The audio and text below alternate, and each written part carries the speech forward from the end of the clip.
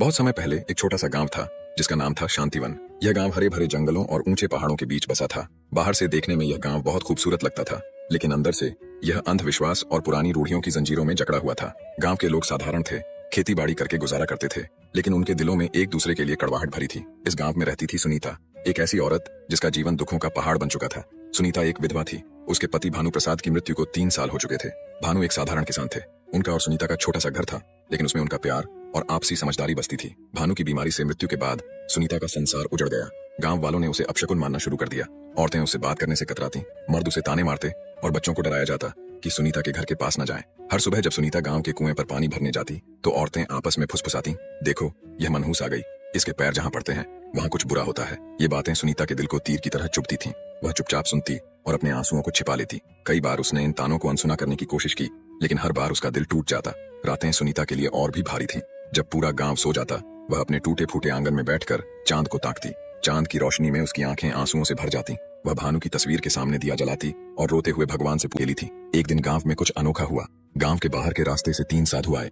वे सफेद दाढ़ी वाले, भगवा वस्त्र पहने हुए थे। उनके चेहरों पर एक अलग सा तेज था और आंखों में रहस्य झलकता था। गांव वालों ने उन्हें देखते ही घेर लिया। सभी ने उनके पैर छुए और आशीर्वाद मांगा।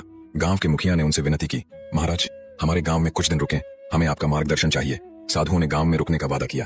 तभी उनकी नजर सुनीता पर पड़ी, जो दूर खड़ी थी। सबसे वृद्ध साधु आरब ने उसे देखकर कहा, यह औरत दुखों से घिरी है, लेकिन इसके भाग्य में कुछ खास लिखा है। गांव वाले यह सुनकर हैरान हो गए। उन्हें यकीन नहीं हुआ कि जिस सुनीता को वे अपशकुन मानते थे, उसके भाग्य में कुछ अच्छा हो सकता है। सुनीता खुद भी चौंक गई। उसके मन में सवाल उठे, ये साधु कौन है? मेरे बारे में ऐसा क्यों कह रहे हैं? तीनों साधु गांव के बीचों बीच बने एक पुराने मंदिर में ठहरे। यह मंदिर सालों से वीरान पड़ा था, लेकिन साधुओं के आने से वहां फिर से रौनक लौट आई। गांव वाले रोज उनके प्रवचन सुनने आते। सुनीता भी मंदिर के बाहर खड़ी होकर उनकी बातें सुनती, लेकिन गांव वाले उसे अंदर नहीं जाने देते थे। एक दिन प्रवचन के दौरान आरब ने कहा, हर इंसान के जीवन में दुख आते हैं, लेकिन वही अपने भाग्य को बदल सकता है जो अपने अंदर की सच्चाई को पहचान ले। सुनीता को यह सुनकर अजीब सा लगा। वह सोचने लगी, क्या मैं अपने दुखों से मुक्ति पा सकती हूँ? तीनों साधु साधारण नहीं थे। उनके शब्दों में जादू था और आंखों में गहरी समझ। आरब आत्मा के ज्ञान की बात करता था। वह कहता, जब तक इंसान खुद को नहीं पहचानता, दुख खत्म नहीं हो सकता। दूसरा साधु कर्मचंद कर्म की शक्ति पर यकीन करता था। वह कहता, भाग्य से बड़ा कर्म होता है, अपने कर्मों से हर अंधेरा रोशनी में बदल सकता है। तीसरा साधु ध्यानाथ ध्यान और शांति का रास्ता सिखाता था। वह कहता, मन को शांत करो तो हर दुख से मुक्ति मिल सकती है। एक रात जब गांव वाले अपने घर चले गए, सुनीता चुपके से मंदिर गई। वह साधुओं के सामने खड़ी हुई और कांपते हुए बोली, मुझे नहीं पता मैं क्या चाहती हूँ, बस इतना जानना चाहती हूँ कि मेरे जीवन में इतना दुख क्यों है। साधुओं ने मुस्कुराकर उसकी बात सुनी। कर्मचंद बोले, दुख का कारण तुम्हारे पुराने कर्म हैं, लेकिन तुम नए कर्मों से अपना भाग्य बदल सकती हो। ध्यानाथ ने कहा, इसके लिए तुम्हें परीक्षा देनी होगी, क्या तुम तैयार हो? सुनीता ने आंसुओं भरी आंखों से कहा, हाँ मैं तैयार हूँ। साधुओं ने उसे बताया कि उसे पहली परीक्षा के लिए सूरज उगने से पहले जंगल के पीपल के पेड़ के पास आना होगा। अगले दिन गांव में खबर फैल गई कि साधुओं ने सुनीता को जंगल में बुलाया है। लोग आपस में फुसफुसाने लगे, क्या साधु उसे कोई वरदान देंगे या फिर उसे सजा मिलेगी? कुछ औरतें बोलीं, कहीं ये साधु हमें धोखा तो नहीं दे रहे? लेकिन सुनीता को इन बातों से कोई फर्क नहीं पड़ा। वह रात भर सो नहीं सकी। उसके मन में सवाल थे, क्या सच में मेरी जिंदगी बदल सकती है या यह भी एक छलावा है?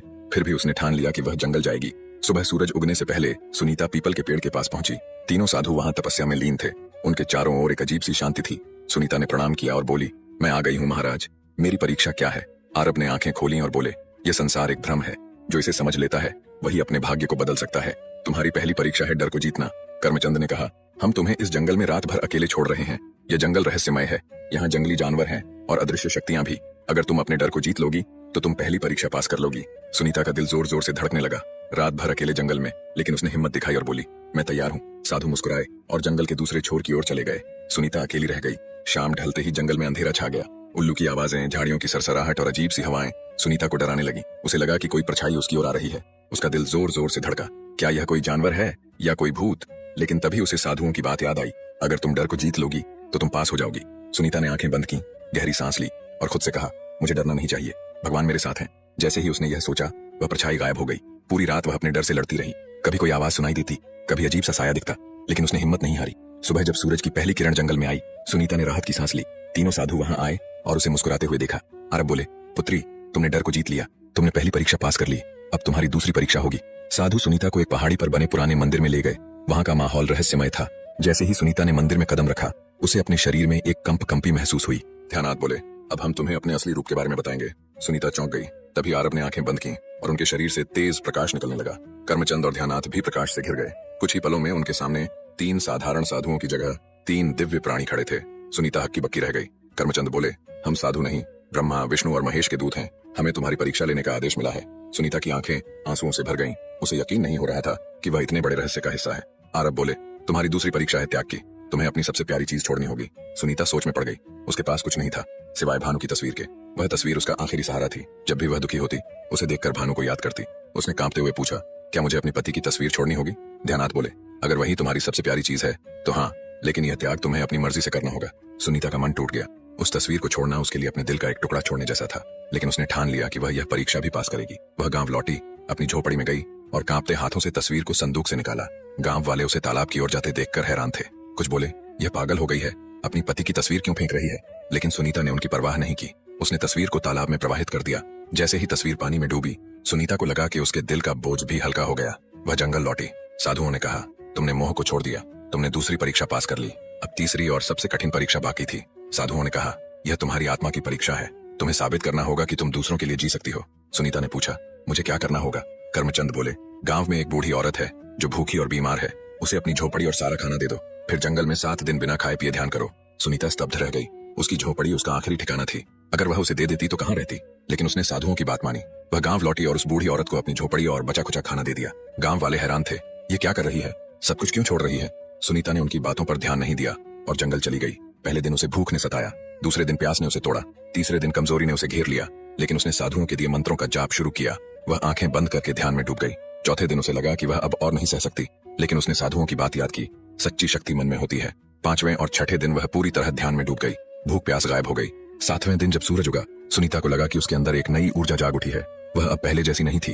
जब 7वां दिन पूरा हुआ, तीनों साधु उसके सामने प्रकट हुए। आरब बोले, पुत्री, तुमने अपनी आत्मा की परीक्षा पास कर ली। अब तुम एक सशक्त आत्मा बन चुकी हो। कर्मचंद ने कहा, तुम्हारे अंदर अब वह शक्ति है जिससे तुम न सिर्फ अपना बल्कि दूसरों का भी भाग्य बदल सकती हो। ध्यानाथ ने आशीर्वाद दिया, तुम्हारा जीवन अब सुख, शांति और सम्मान से भरा रहेगा। उनके आशीर्वाद के साथ एक सुनहरी रोशनी सुनीता के चारों ओर फैल गई। जब उसने आंखें खोली, वह पहले से कहीं अधिक शांत और मजबूत थी। जब सुनीता गांव लौटी, लोग उसे देखकर दंग रह गए। उसकी आंखों में आत्मविश्वास था, चेहरे पर तेज। जिन लोगों ने उसे ताने मारे थे, वे अब उसके पैर छूने लगे। वे बोले, माँ, हमें माफ कर दो, हमने तुम्हारा अपमान किया, लेकिन अब हमें समझ आ गया कि तुम कोई साधारण औरत नहीं हो। सुनीता ने मुस्कुराकर कहा, सच्ची शक्ति बाहर नहीं, हमारे अंदर होती है। जब हम डर, मोह और अहंकार छोड़ देते हैं, तभी हम सच्ची ताकत पाते हैं। सुनीता अब गांव की मार्गदर्शक बन गई। उसने गांव में शिक्षा और सेवा की शुरुआत की। लोग उसकी सलाह के बिना कोई फैसला नहीं लेते थे। एक दिन साधु फिर से उसके सामने आए। आरब बोले, हमारा काम पूरा हुआ, अब हमें जाना होगा। सुनीता ने आंसुओं के साथ कहा, मैं आपकी आभारी हूँ। आपने मुझे सिखाया कि सच्चा सुख और शक्ति हमारे अंदर है। कर्मचंद मुस्कुराए और बोले, तुम अब सिर्फ अपने लिए नहीं, पूरे संसार के लिए जोगी। साधुओं ने आशीर्वाद दिया और प्रकाश बनकर आकाश में विलीन हो गए। सुनीता अब सिर्फ एक विधवा नहीं थी, वह माँ सुनीता बन चुकी थी। जहाँ पहले लोग उसे अपशकुन कहते थे, अब वह गांव की प्रेरणा थी। उसने सिखाया कि कोई भी दुख कितना बड़ा क्यों ना हो, हिम्मत, त्याग और दूसरों के लिए जीने की इच्छा से उसे जीता जा सकता। सुनीता की कहानी हमें सिखाती है कि जीवन में कितने भी दुख हों, हमारे अंदर की ताकत हमें हर मुश्किल से निकाल सकती है। डर को जीतने, मोह को छोड़ने और दूसरों के लिए जीने की हिम्मत ही हमें सच्चा सुख और सम्मान देती है। सुनीता ने अपने दुखों को शक्ति में बदला और हम भी अपने मन की ताकत से अपने जीवन को रोशनी से भर सकते हैं।